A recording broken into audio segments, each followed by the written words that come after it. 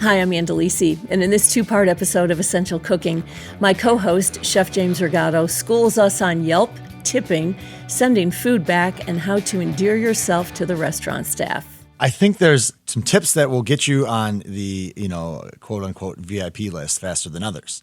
And it's not status because, plenty of diners out there have, big names or big money, but there's behavior in which I think you can excel in being a regular or get flagged or receive top tier treatment. And this is something that I've obviously done when I travel or when I eat around town. And now I obviously have a lot of friends in the restaurant industry and locally, but when I go to like Chicago, I'm not nearly as connected. Yeah, people. So what I'll do, you want to look at the restaurant and what kind of place are you dining in. There's like number one, right? So usually like a gastro pub or something that's like chefy and fun and like dark and like a little bit rowdier. So I'll give an example like Longman and Eagle in Chicago, or Mabel a little bit for sure, but like Takoi, something that's like kind of a more like a louder music, younger crowd. It's got a vibe. Right. Take beer. Take walk in that restaurant with a 12-pack of High Life under your arm and hand it to the hostess and say, "This is for the kitchen." She will walk back because she knows that the kitchen wants that beer. She will walk back. She'll give it to the chef or the expo or whoever, say, "Hey, this is from guy in the blue shirt." And then the kitchen's going to look at where that guy in the blue shirt sits down. And then they'd be like, "Hey, table 20 brought us beer." And then you don't need to do anything else. Just watch the cooks. Just when that ticket comes in, they're going to take a little extra care, a little extra love. Let's get to before that. Yeah, sure. Let's talk about what everyone in the kitchen, by the time they're actually making your food, they've already put in. Oh, exactly. I mean, most kitchens, by the time that you sit down, 8 o'clock, 7:30, 9 o'clock, that kitchen's been there all day. So these cooks have 9 hours, 10 hours, 8 hours of service in, and another 4 hours to go, 5 hours to go. So they're focused, and they're making perfect plates. And most kitchens, the cooks, really, really care. So it's not like, I'm not saying like stand out because the rest of the food is terrible. I'm just saying stand out because like you're showing them that you realize how hard they're working and you care. And that's the thing is like when you go to a restaurant, you're about to receive, right? That's the idea is receive, pay, and then leave. So when you show up and the first thing you're doing is giving, it's just this act of love that just resonates through the whole restaurant. So when you show up with gifts, it means something. It's not even just the beer. Everyone loves beer, but see what's interesting about that is I think that most people would think they can have access to all the beer they want. They have access to all the food they want, and I think you're going to want to demystify that a little bit. What is the eating and consuming process like or experience like for everyone working in the kitchen? So, do they eat before the restaurant opens for business? And who cooks it, and what is that like? Or does that not happen? Are you supposed to eat at home and then you don't eat when you're at the restaurant? Like, people don't know what that experience is like. And so I want you to demystify what that is like. All restaurants are a little bit different, but primarily most of your kitchen staff and your service staff are probably running around hungry because they didn't have enough time to eat. It's like at Mabel, we try to do some kind of lunch. Usually we'll order takeout because we're so busy. We don't have time to stop and make ourselves food because it'll take away from the actual, we have to prep up for that night because we're busy. So, and I'll make, call it staff meal or family meal. I'll make a large, breakfast or like lunch, but even so, it's not enough caloric density to sustain you through the rest of the night. So you have to kind of recharge. And cooks can make a little snack, or a little, we call them Scooby snacks if it's like a, mishmash of things on your station. But primarily, cooks are running around hungry, and you can't cook and move and be mobile really full of food, so you don't really eat a big meal in the middle of service. But that's most of the people. And then beer is like maybe you get a shift beer, but most restaurants are like for one, you don't always have enough inventory just to pass out beer endlessly. And it's also can be a little reckless to be like, I gave my staff a bunch of beer and then somebody got in a fight or, obviously drank too much and crashed their car. It's a liability. But in the average restaurant, a 12-pack of High Life, everyone will get one at the end of their shift. They punch out, enjoy a High Life, and go home. And just like most of these cooks are probably going to go hit up a bar or a local dive or something or go home. So you're giving them a small token saying, good work, I see you, I appreciate you, I know what the hustle's like. And it just that one beer means so much. Even me, I own the restaurant. And when someone brings a 12-pack of beer, and it's just like, man, what a great, it's just It's a nice that someone gesture. thinks, someone buys you a beer. It's a classic move. Okay, let's talk about tipping. I'm going to let you take that from there. I'm an over tipper. Yeah, me too. I tip a lot. I was a waitress. The only shift I ever had as a waitress was overnights, 11 p.m. to 7 a.m. Wow. Only shifts I ever worked. Wow. Because I was working. Were you at Ramshorn? Where was Yep. this? Yeah. Yep.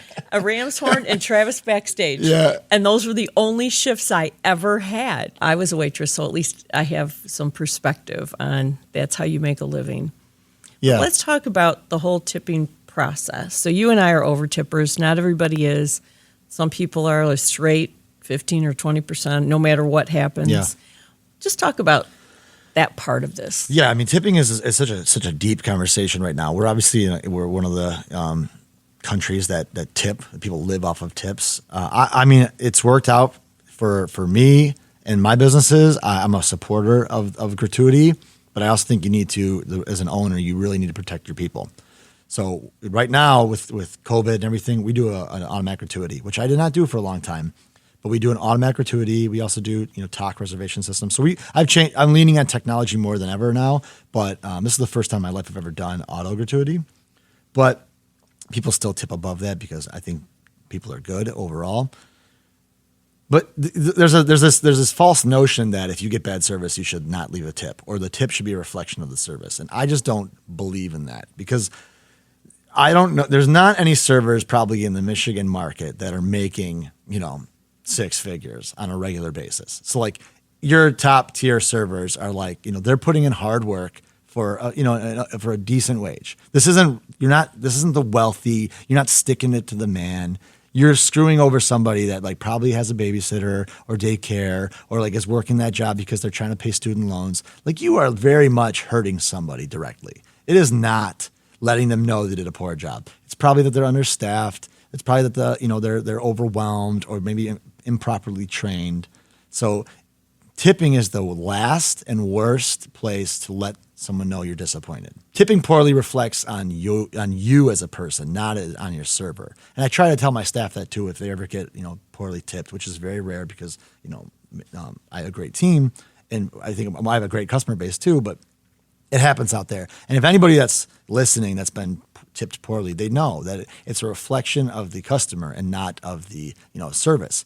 Because I've had plenty of terrible service, and I still tip 30-40%, because I'm aware, and that way they know that like I can have class, even if even if the environment I'm in is not the classiest, I still have class. And I think that how you tip is who you are. Let's talk about people who punish the server because they didn't like their food. Right. That's another. That's probably the second place for terrible behavior in a restaurant. First being not tipping or tipping poorly. Again, it comes down to like a server who's probably improperly trained or having a bad. You just don't know what someone's going through in their life, and it's such a guest-facing interaction. They deal with so many people. It's like being on stage, and giving customer service at the same time. It's an intense emotional job. So whenever I get bad service, or I'm just not being taken care of, I'll if I even talk to somebody in the spot, usually I'll send an email or let them know the next time I go back, or maybe just not go back. Mm-hmm. But if I have to complain, I'll usually make it a positive. I'll usually say something like, I think your server's a little overwhelmed. If you see the manager or someone checks on you, hey, how is everything tonight?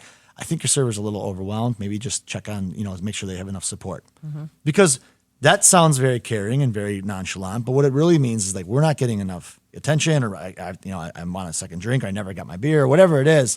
You're letting them know that something's not right, but you're also letting them know that like it's okay. I'm not mad. I think they need help. They don't need to be criticized. Maybe they need one less table in their section, or and typically this the manager or something. I know we're a little bit understaffed, or somebody didn't come in today, or whatever it is, we've been oven down, or it's usually something where if you hear it, you're like, oh, wow, okay, I totally understand.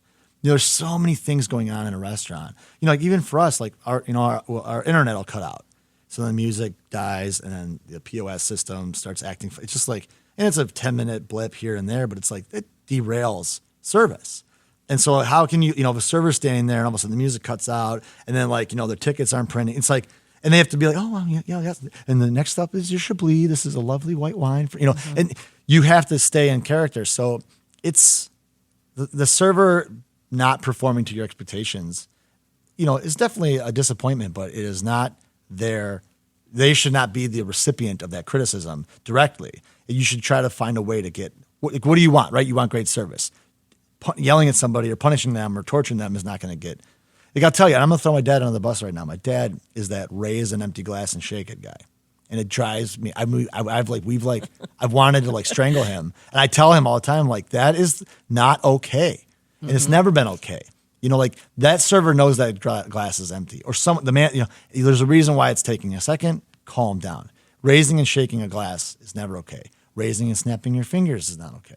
I always use rubbernecking. When I see somebody rubbernecking, just looking around, I'm like, send someone to that table. Why are they looking around? Right. And, just admiring the art. Okay, great. But usually it's like, where's the restroom? Or I haven't seen my server. Need something. Yeah, trust me, in decent restaurants or better, they know you need something. Just be patient.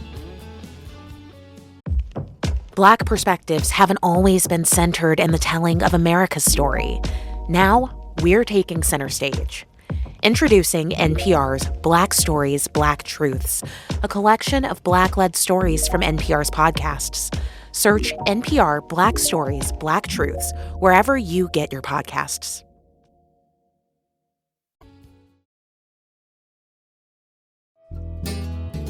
Sending food back, which I know you don't do. I have, maybe I have, but I definitely don't do it. Okay. You do.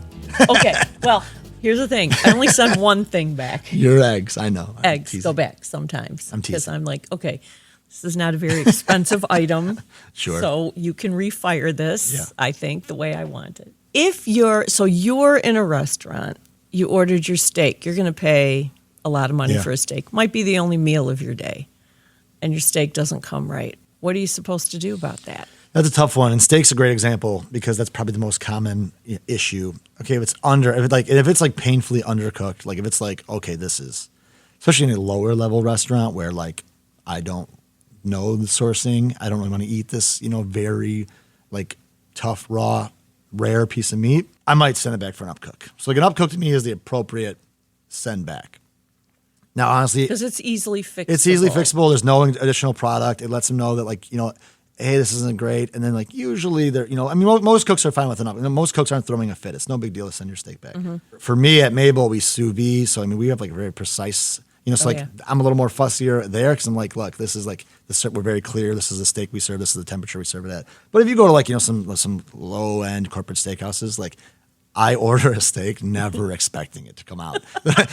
I have a large window, rare plus to medium well plus, I'll eat it.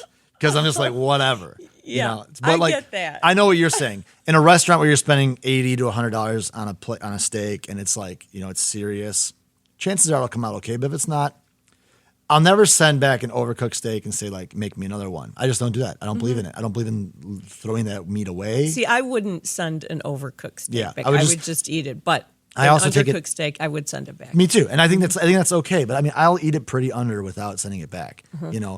But honestly, I've taken a lot of steaks home to my dogs. Mm-hmm. Just there's a lot of my carry-out food, as long as it's safe for dogs, that it's dog food. But for plates, for composed plates, right? This is what I think is not okay. You're oh, that sounds interesting. I'll try that. Comes out and you don't like it. It is not okay to send that back. Right. And it's perfectly okay for the restaurant to say you're paying for that. I don't walk that hard of a line. I'm a little more timid. If someone orders it and they hated it, okay, I comp it. So this is a subjective situation where it's your palate just isn't compatible with this dish. Right. Now if we're talking it's incredibly salty. If we're talking about inedibility is different than flavor, right? If it's a little bit spicier than you expected, if I didn't realize it was cold, or I didn't realize a chilled dish. There's things where I'm that is not okay. It is not okay for you to order something and you didn't totally understand what the ingredients were, spicier than you expected, and you want to send it back and not pay for it. That's ridiculous. It's if you you bought it, you sat down, you ordered it, the server most likely talked to you about it. I think that's just And I've done that. I've gone to restaurants where I'm like, the plate comes out and I'm like, oof, that's not good. I ordered it. I pay for it. It's like seeing a movie you didn't like. Yeah, well, you went to it, you bought the ticket, You read the reviews. Yeah, exactly. And so I think that it's not okay to send back something because it's like, oh, I was kind of hoping it'd be a little bit, richer or whatever it is. So, but it is okay to give feedback and say like, hey, this is a little bit spicy for me, or this is a little bit salty for me. Whenever someone says something salty at Mabel, I go by and I taste one immediately. So when someone, and we get that occasionally because I'm a heavy seasoning type person. I'm a little salt heavy in my personal life. So when someone says this is salty, I taste immediately. I go back and I taste it and I'll adjust it. I mean, sometimes they're absolutely right. And then I'll say, go tell them, thank you. I adjusted it. They were completely right. If a broth reduces too far and it gets a little salty, it happens. Right. Yeah. And I love when people tell me that because I go and I check on it. Sometimes they're absolutely wrong. And I'm like, I don't care. They're wrong. I tasted it. Delicious. Next, Now, what happens when somebody summons you to their table, which has happened, correct? Yeah. I'm a little bit more of a diva, to be honest. So I don't like going to tables for praise, to be honest. I think I appreciate it, but if I start hitting tables and I'm at Mabel, I'm a cook as well. So I'm in the kitchen. So it's nice You're to working. stay. Yeah. If I hit a table, it can turn into 10 minutes and then a table next to them wants to talk. It's like I'm abandoning my post. And then my team's like, oh, where's James? He needs to pick up this dish or whatever. So I don't love hitting tables. I know some chefs do, like Anthony Lombardo. I mean, the guy's doing card. He's the mayor. He's doing card tricks. He's like the mayor. Exactly. I like to kind of stay at my station. But I think I'm lucky. I've never really been summoned for negativity. I've only really been summoned for conversation or praise, or you'll get hey, will you cater my son's wedding, or then you're in a wormhole of a conversation where you're like, oh my god, you can't dismiss yourself very easily. Yeah, from but that. I haven't been. I have one interaction in Mabel's history where a customer was late at night and they were a little drunk and a little unruly and kind of was insulting, and I've since banned them, and they've tried to book reservations and I haven't allowed them. It's maybe one or two people that I've banned. Then I'm like, they're not allowed to make reservations. So, but it's not because of I didn't like your steak. I don't mind criticism. I actually enjoy critical feedback so that we can get better. You and I have talked about the Yelp reviews, and how damaging they can be. I've read them, and it doesn't really influence much of if I think I want to go try something, I'm just going to go. Yeah. Do you find that people take those reviews to heart? Do you find that that's changed at all? Do people kind of just do they kind of disregard them? Or is it still people are going to make big decisions about where they go based on those reviews? I think it depends at a time. When in a new restaurant, it's definitely more damaging to have 10 reviews and 2 are negative. But I also think that Yelp has really lost its luster. I mean, Yelp is it's like Twitter. It's just a soapbox for angry people. There's a lot of I'm going to leave you a bad review because I'm mad about something. Rarely does someone say what a great experience. I'm going to go to Yelp. I mean, I feel like we'll do 120 people. We did 120 covers last night. There's no Yelp. You know what I'm saying? I bet you all week we didn't get a Yelp. So for 500 satisfied, happy people this week, no one's leaving a Yelp. Once in a while you do because people, some people like using Yelp, but the vast majority of your satisfied guests aren't leaving a comment or feedback. They just had a great meal and they told their friend. Word of mouth is still the best, reputation you can have. But it's just what I caution people against is maybe you had a bad experience and you're angry, something went wrong. Maybe you were legit taken advantage of in a restaurant or somebody ripped you off. But why do you want to document that? It's going to live forever on that Yelp. It's you can go look at reviews from 2015 on Mabel Great from month 1. Why? Just why?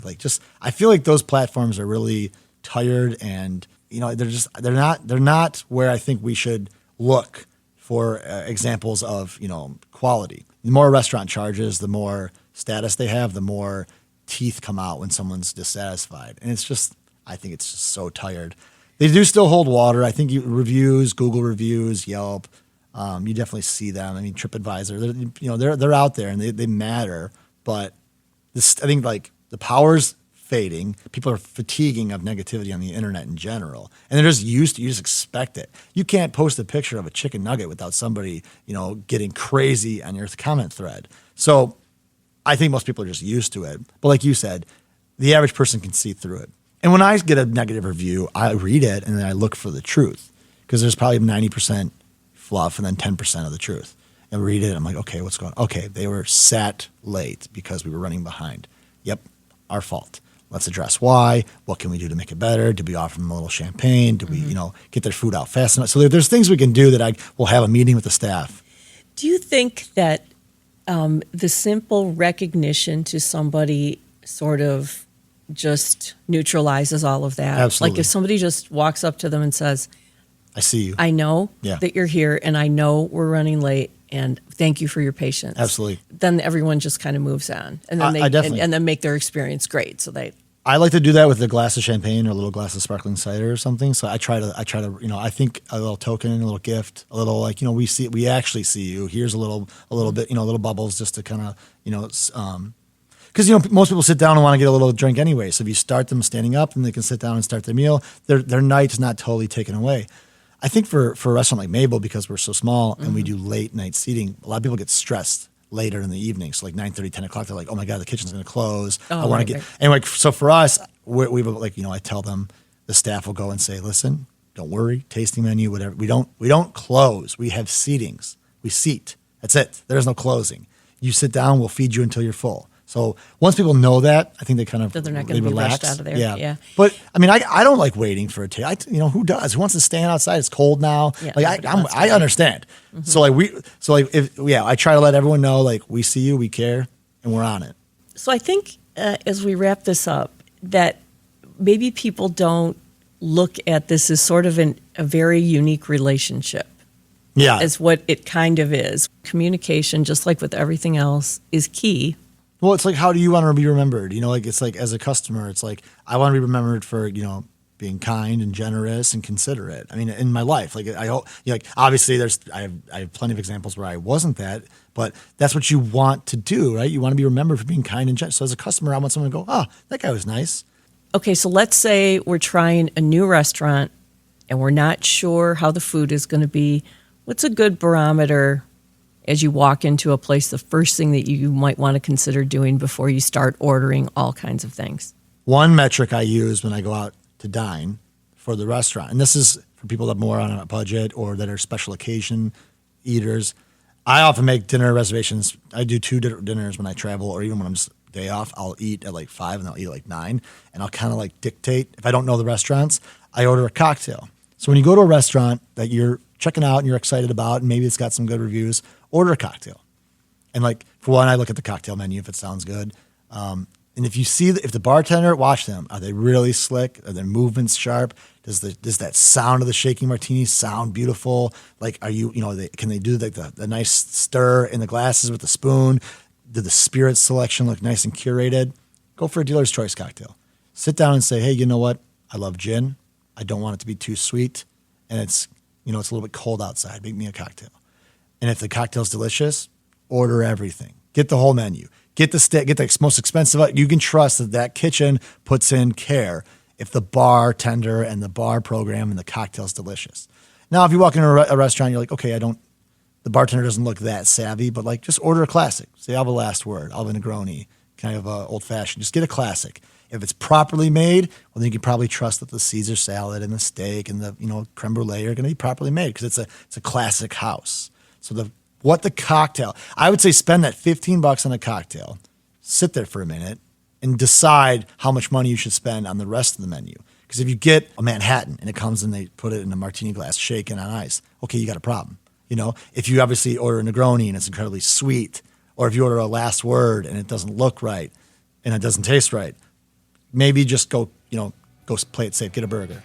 That's kind of how I look at it. Is like, that's your introduction to how the restaurant approaches everything else. Well, we hope you got some valuable insights while listening to that conversation. We would like to thank La Marca Prosecco for their support. From the hills of Veneto, Italy, you can never go wrong with Prosecco, whether it's in a spritz or drinking straight. We'd also like to thank you for listening. Joan Isabella is our executive producer. Associate producers are Lisa Brancato and David Lyons. Production provided by Studios on the Pond in Rowan Nemisto. Original music by the Mallet Brothers. This is a production of Detroit Public Radio Station, WDET. Subscribe on your favorite podcast app and join us as we explore the world of food and how to cook it right here on Essential Cooking.